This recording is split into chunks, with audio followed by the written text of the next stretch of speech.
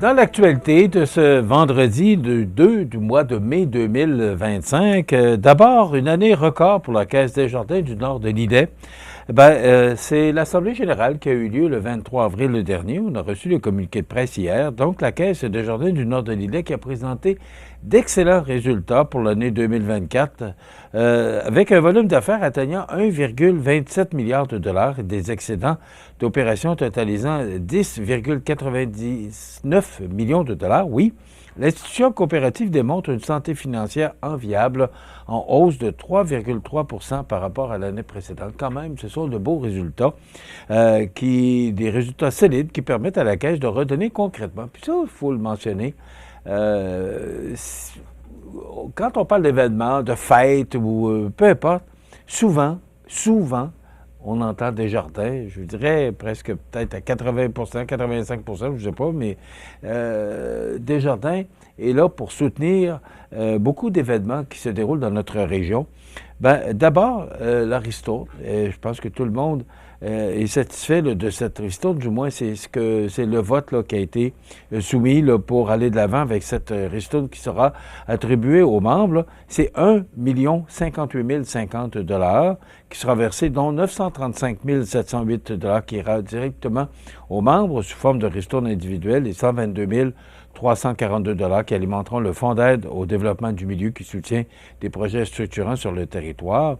En plus, la Caisse a octroyé 180 000 $ en appui à la collectivité, dont près de 42 000 $ en commandite et en dons, et près de 140 000 provenant du Fonds d'aide au développement du milieu. Alors, aussi, il faut se rappeler que lors de ces assemblées générales, on parle de celle de la Caisse du Nord de l'Îlet, on devrait peut-être recevoir un communiqué de presse pour nous informer là, des résultats de la Caisse du Sud de l'Îlet des Hautes-Terres, là, qui est particulièrement la région de Saint-Pamphile. Il y a un projet de fusion dans l'air, donc cette fusion qui marquerait une nouvelle ère pour les services financiers dans la région avec la création envisagée de la Caisse des Jardins du Grand Îlet, prévu pour le 1er janvier prochain, mais il faut que ça passe par l'approbation des membres de la Caisse des Jardins du Nord de l'Îlet et de la Caisse du Sud de l'Îlet et des Hautes-Terres. Alors, ça prend 66,67 % de la majorité là, pour aller de l'avant avec ce projet. Donc, c'est le 18 juin prochain et ça se fera virtuellement, cette proposition. On parle de cette nouvelle caisse là, qui maintenant, avec cette fusion, ça donnerait 20 000 membres capables de gérer un impressionnant volume d'affaires de 1 749 millions de dollars. Donc, on va en entendre parler là, au cours des prochains jours. Hier, les entreprises manufacturières de Montmagny-Lillet avaient rendez-vous avec l'innovation. Ça se passait à la salle communautaire de Cap-Saint-Ignace. Pourquoi salle communautaire de Cap-Saint-Ignace? Tout simplement, c'est qu'on essaie de pas toujours faire ça là, au même endroit pour essayer d'amener ça dans d'autres municipalités sur le territoire. Alors, c'est pour ça que ça avait lieu à la salle communautaire de Cap-Saint-Ignace. Donc, plusieurs partenaires du développement économique régional organisaient la journée Innovation 2025 sous le thème « Technologie numérique, transformer votre entreprise ». Mario Lacombe était sur place, alors voici le reportage qu'il nous a préparé. Jeudi se tenait au Centre culturel de Cap-Saint-Ignace la journée Innovation et transition numérique. Madame Martine Lelier, coordonnatrice au développement économique de la MRC de Montmagny, nous en parle. Bonjour, c'est une journée qu'on a décidé d'organiser dans le contexte économique et politique actuel.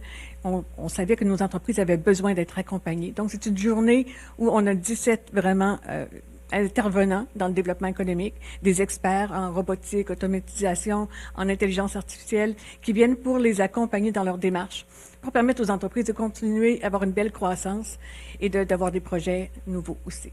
J'ai aussi demandé si cette journée s'adressait aux organismes privés. Madame Lelier. Non, cette fois-ci, la journée était vraiment pour tous les intervenants. Il y a le côté financier, il y a le côté comme Investissement Québec, il y a des réseaux de vision industrielle, mais c'était vraiment tous les intervenants et non, il n'y avait pas d'entreprise privée, mais parmi les participants, il y en avait plusieurs qui sont venus réseauter justement. Monsieur Sylvain Thibouteau, directeur développement économique de la MRC de l'Îlet, nous parle maintenant du but d'une telle journée. Effectivement, la journée, on l'a pensé pour rapprocher les entrepreneurs, des services qui sont courants en innovation puis en amélioration de la productivité. On sait que c'est des thèmes à la mode, l'innovation puis la productivité, mais c'est plus que ça, là. C'est non seulement un thème à la mode, mais c'est une obligation pour les entreprises maintenant, s'ils veulent croître, de s'intéresser à ces items-là. Et ce qu'on souhaitait, c'est justement qu'il y ait un dialogue entre les intervenants, les organismes qui accompagnent les entreprises en innovation puis en amélioration de la productivité et les propriétaires d'entreprises pour qu'ils puissent se mettre en action. En terminant, Mme Mireille Thibault, directrice générale au Centre d'aide aux entreprises Montmagny-Lillet, nous parle de la participation. Du côté du CA Montmagny-Lillet, on est très heureux d'être en partenariat avec toute cette belle brochette. Alors, ça serait important de souligner que tout ça est rendu possible grâce à Service Québec. Et un merci tout spécial à la directrice locale, Jacinthe Daigle, et à Marie-Josée Bougie.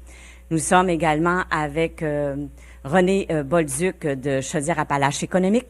On travaille en partenariat également pour cette journée qui s'est tenue hier avec nos deux chambres de commerce. Alors, Nicole de la Chambre de commerce et d'industrie de la MRC de Montmagny et Nancy Dubé pour la Chambre de commerce Kamouraska-Lillet. Nous avons alors les deux MRC en partenariat, mes collègues juste à côté et nous au CAE. Alors, c'est une très belle activité de partenariat et c'est comme ça qu'on va faire face aux défis mondiaux et aux défis locaux, tant de main-d'œuvre qu'économiques. Mario Lacombe à Cap-Saint-Ignace pour CEMA TV, Information.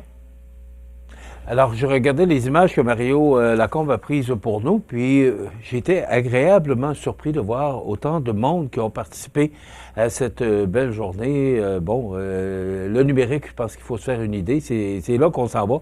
Et si je regarde, nous, ici à CEMA TV, on est très numérique et on n'a pas le choix. Je pense que toutes les entreprises doivent emboîter le pas. Alors, bravo pour cette belle initiative organisée par les deux MRC de Montmagny et de Lillet et le Centre d'aide aux entreprises Montmagny-Lillet.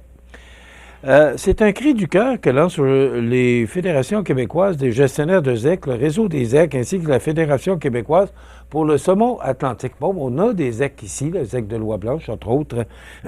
Pardon. Alors, tous unissent leur voix pour interpeller le gouvernement du Québec. Encore? Ben oui. J'ai l'impression qu'on assiste encore à des coupures, mais là, peut-être pas aux bonnes places. Pas aux bonnes places, pourquoi? C'est ce que je pense.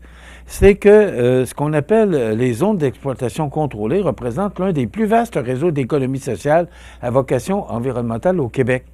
48 000 km² que les ZEC couvrent, répartis sur 63 territoires et génèrent des retombées économiques annuelles de près de 300 millions de dollars, en plus des 4 000 emplois en région qui dépendent directement de ce modèle.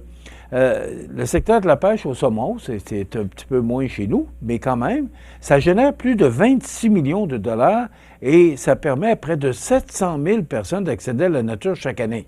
Alors ça, c'est probablement des gens de chez nous qui sont concernés par ça, qui vont à la pêche au saumon. Malgré cette contribution importante, les organismes gestionnaires, tous à but non lucratif, peinent à boucler le budget.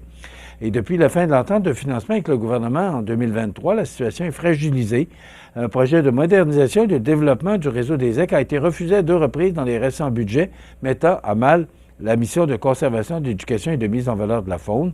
Les gestionnaires des ZEC se disent prêts à collaborer activement avec le gouvernement, mais est-ce qu'ils sont entendus? Il faut croire qu'on comprend que non. Alors, ils tendent la main pour construire une vision durable au service des générations futures et du patrimoine naturel. Alors, histoire à suivre.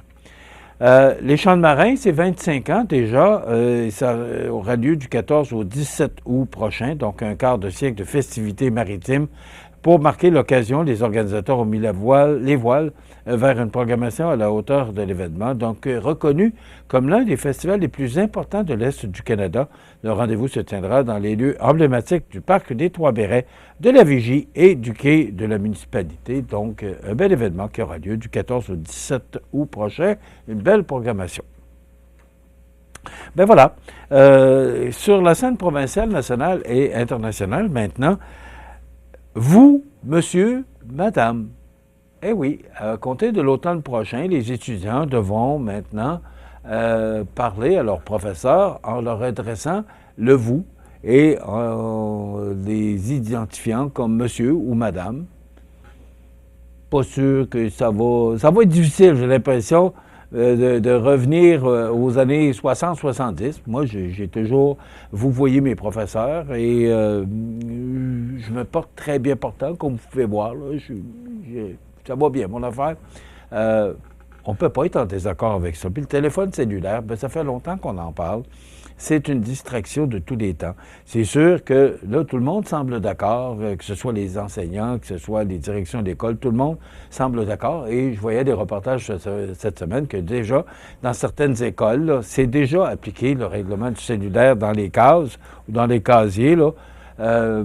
Mais les jeunes ne sont pas d'accord avec ça, pour on comprend. Mais c'est une distraction.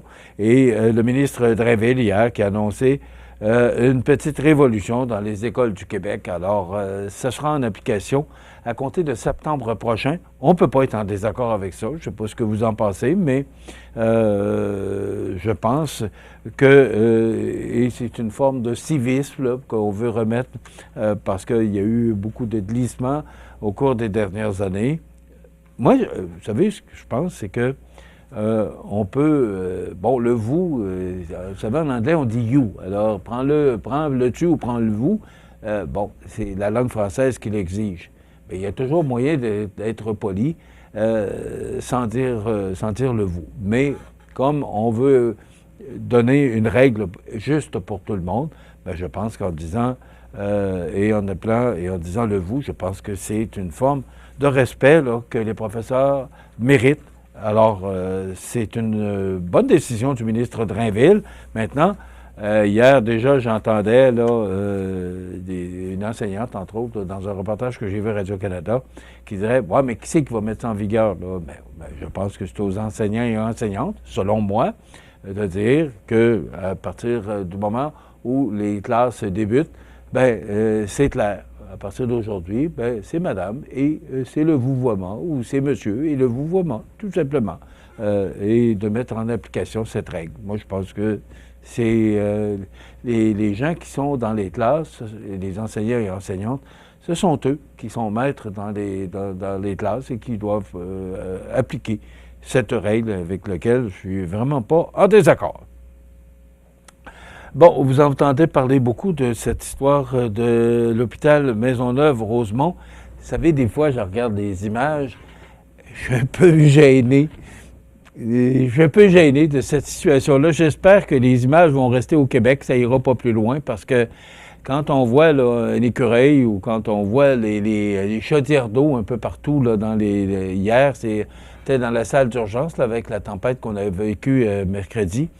Dans la nuit de mardi à mercredi, si ma mémoire est bonne, quand on regarde les images, c'est un peu gênant. Et notre système de santé qui nous coûte une fortune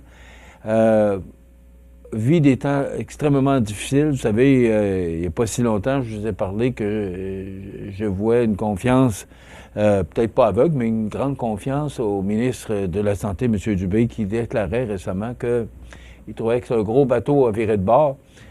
Il a raison. Et là, dans le Journal de Québec, ce matin, sous la plume de Patrick Belrose, on dit « Où trouver 85 millions pour les travaux? » François Legault plaide qu'il doit trouver 85 millions pour lancer les travaux à l'hôpital Maisonneuve-Rosemont, victime de fuites d'eau et de rongeurs. Pendant ce temps, des milliards de dollars sont investis dans d'autres projets pour le réseau de la santé, dont des constructions neuves telles que des maisons des aînés et l'hôpital Vaudreuil-Soulanges. On annonçait récemment là, 46 millions là, pour le projet de troisième lien là, pour aller chercher des expertises, puis aussi des limousines, puis il y a tellement d'argent qui est dépensé de toutes sortes de façons. Je pense que si on s'assoyait, là, M. Legault s'assoyait avec M. Girard, les députés et ministres, tout le monde s'assoyait et disait « faut régler le problème parce qu'on est encore face à un déficit record. On regarde notre système de santé, on regarde nos hôpitaux, on regarde ce qui se passe actuellement.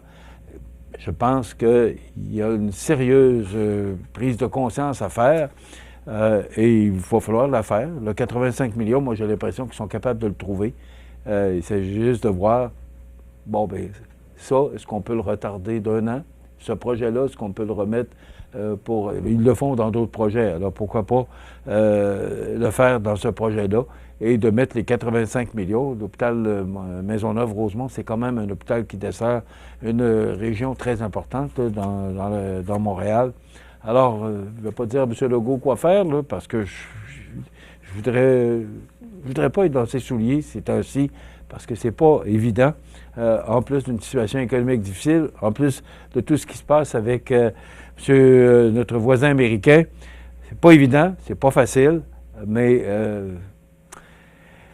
Et dans un sondage, sous la plume de Patrick Belrose, toujours, les Québécois veulent être soignés par un médecin. Vous savez que prochainement, et ça pourrait que les pharmaciens aient plus de responsabilités. Puis moi, je suis vraiment pas en désaccord avec ça, parce que les pharmaciens qu'on connaît ici à Montmagny sont extrêmement compétents. Et je pense que le fait qu'on puisse leur donner plus de disponibilité ou de tâches qu'on peut aller voir le pharmacien puis qu'il peut nous donner une prescription. Je ne sais pas jusqu'où ça va aller, mais il faudrait peut-être que je le demande à M. Lachance ou à M. Thibault là, de nous donner plus de détails à ce niveau-là.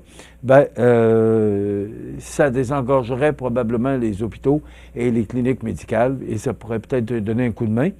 Mais 79% des personnes sondées sur 1002 résidents de la province souhaitent rencontrer un médecin en priorité plutôt qu'un pharmacien ou une infirmière. Vous savez, les changements, des fois, ça dérange. C'est la firme Léger qui a également questionné la population sur le niveau d'implication souhaité des médecins de famille dans le cadre d'une visite médicale et quelques 35% jugent que celui-ci devrait être impliqué à toutes les étapes de la consultation médicale directement ou dans un rôle de supervision. Donc, c'est un sondage, là, il y a plus de chiffres. Là. Si vous voulez voir cet article-là, c'est sous la plume de Patrick Belrose dans le Journal de Québec. Bon, je vous parle, on va essayer de faire ça le vendredi maintenant, des activités qui ont lieu les fins de semaine. Il me reste à peu près 1 minute et demie. Là. L'action bénévole qui se termine, c'est la semaine des bénévoles là, qui se termine demain. Alors, merci à vous tous, là, les bénévoles de notre région qui contribuent au succès de notre société. Aussi, c'est le congrès régional de la Fédération 06 Bellechasse-Etchemin-Montmagny. Bellechasse-Etchemin-Montmagny. Ça se passe au pavillon communautaire, les cercles des fermières.